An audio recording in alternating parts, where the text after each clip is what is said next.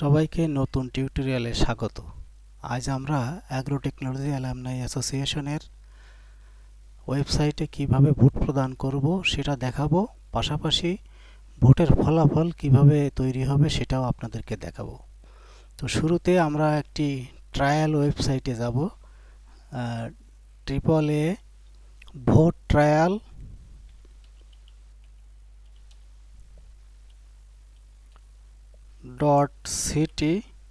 .ct.ws।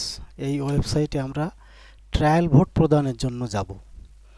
এই যে আমাদের এখানে নতুন যে ওয়েবসাইট সেটা চলে আসছে। এখন আমরা যারা নতুন এই ওয়েবসাইটে তারা রেজিস্ট্রেশন করব। আমার যেহেতু রেজিস্ট্রেশন করা আছে, আমি লগ ইন করে সেখানে আমি দেখতে পাবো যে ভোটের অপশন এখানে নেই, কিন্তু লগ ইন করার পরই এখানে ভোটের অপশন চলে আসবে। আমি আপনাদেরকে সেটা দেখাবো। আমাদের মূল ওয়েবসাইটে লগ ইন করার সময় ওটিপি চাবে, কিন্তু এখানে কোনো ওটিপি লাগবে না। তো আমরা ভোটের অপশন পাওয়ার জন্য এখানে আমরা লগ ইন করবো। স্টুডেন্ট আইডি আমার যেটা দেয়া আছে সেটা দিলাম, এবং আমি আমার যে পাসওয়ার্ড দেয়া আছে সেটা কিন্তু আমরা এখানে দিয়ে আমরা লগ ইন করবো। লগ ইন করলাম। এই যে এখানে ভোটের অপশন চলে আসছে। এই যে এখানে ভোটের অপশন, এই যে এখানে ভোটের অপশন চলে আসছে। এখানে প্রেসিডেন্ট পদে 3 জন এবং সাধারণ সম্পাদক পদে 2 জন আছে। এটা আমাদের যেভাবে আমরা ভোট দেওয়ার সময় দেখতে পাবো সেটা এখানে দেখা যাবে। ভোট গ্রহণ চলবে সেই টাইম, কতজন প্রার্থী, মোট ভোট পড়েছে কতটি, সেগুলো এখানে দেখা যাবে। পাশাপাশি আমরা যদি ব্যাক এন্ডে, যেটা আমাদের ওয়েবসাইটের অ্যাডমিন যেটা কন্ট্রোল করে, সেটাতে যদি আমরা ভোটের রিপোর্ট দেখতে চাই, এই যে এখানে রিপোর্ট, সেই ওয়েবসাইটে ঢুকলাম। এখানে সভাপতি পদে এখনও কোনো ভোট পড়ে নাই, সাধারণ সম্পাদক পদেও এখানে কোনো ভোট পড়ে নাই। তো এটা আমরা একটু পরে ভোট দেওয়ার পরে ওই ওয়েবসাইটে আমরা ভোট দেওয়ার পরে এখানে আমরা আবার দেখতে আসব।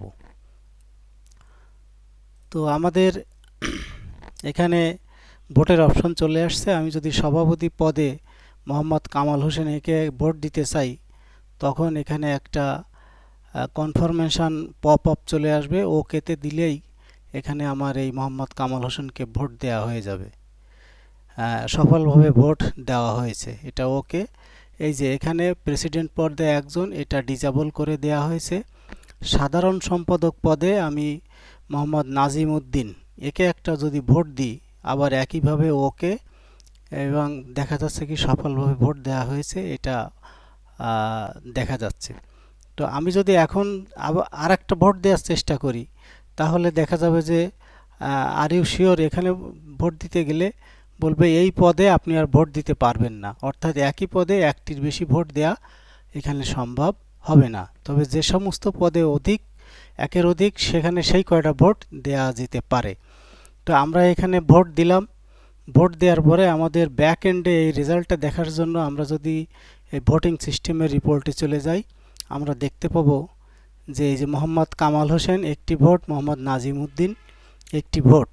এটা আমাদের ওই মূল ফ্রন্ট এন্ডে ভোট দিয়েছিলাম, এখানে রেজাল্ট চলে আসছে।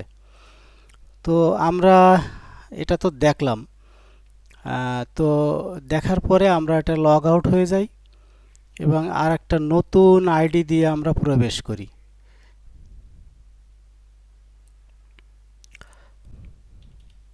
একটা নতুন আইডি দিয়ে আমরা প্রবেশ করছি।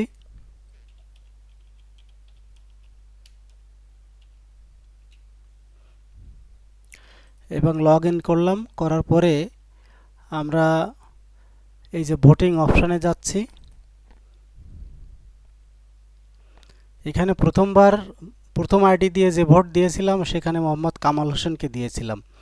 এবার আমরা মোসাম্মদ শবনম মুস্তারিকে আমরা এখানে ভোট দিচ্ছি। ওকে করলাম, দ্বিতীয়বার আরেকবার ওকে করলাম, অর্থাৎ এইবার কিন্তু অন্য একজনকে ভোট দিলাম প্রেসিডেন্ট বা সভাপতি পদে। সাধারণ সম্পাদক পদে আমি আরেকটা চেক করার জন্য মোহাম্মদ নাজিম উদ্দিনকে আবার ভোট দিচ্ছি দ্বিতীয় আইডি দিয়ে। দেখা যাক কি হয় আমাদের রেজাল্টে। তো এটা দেয়া হয়ে গেছে। আমরা এখন ব্যাক এন্ডে গিয়ে আবার দেখব যে রেজাল্টটা কেমন হয়েছে। তো রিপোর্টে গেলাম। এখানে কামাল হোসেন প্রথমবার যে ব্যক্তি ভোট দিয়েছিল তার একটি ভোট, শবনম মোস্তারি তার একটি ভোট এখানে পাওয়া গেছে। আবার মোহাম্মদ নাজিম উদ্দিন এখানে দুটো ভোট পেয়েছে, অর্থাৎ দুইজন ব্যক্তি নাজিম উদ্দিনকে ভোট দিয়েছে, সেটা এখানে দেখা যাচ্ছে। তো এখানে আমি একটা কথা বলতে চাই যে ফ্রন্ট এন্ডে ভোট দিলে ব্যাক এন্ডে শুধুমাত্র কে কয়টা ভোট পেয়েছে সেটা দেখা সম্ভব, কিন্তু কে ভোট দিয়েছে, কে কোন কাকে ভোট দিয়েছে এটা দেখা কোনো মতেই সম্ভব না।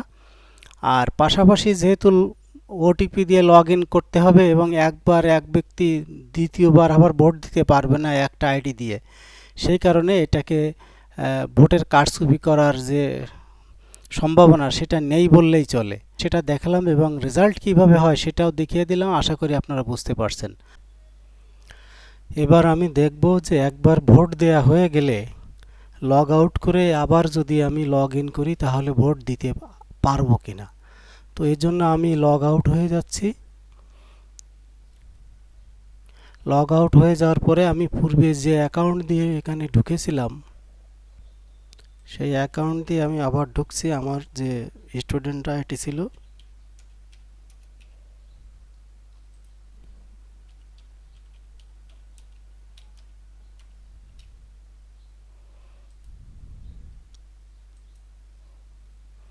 ঢোকার পরে এখানে ভোটের অপশন চলে আসছে। এই যে ভোটের অপশন, এখানে আমি দেখি এখানে ভোট দেওয়ার যে ভোট দিন যে অপশন সেটা একেবারেই এখন আর দেখা যাচ্ছে না। সুতরাং একবার ভোট দেওয়া হয়ে গেলে দ্বিতীয়বার লগ ইন করলেও আর ভোট দেওয়া যাবে না, এটা মোটামুটিভাবে এখানে দেখানো হয়েছে। সবাইকে ধন্যবাদ।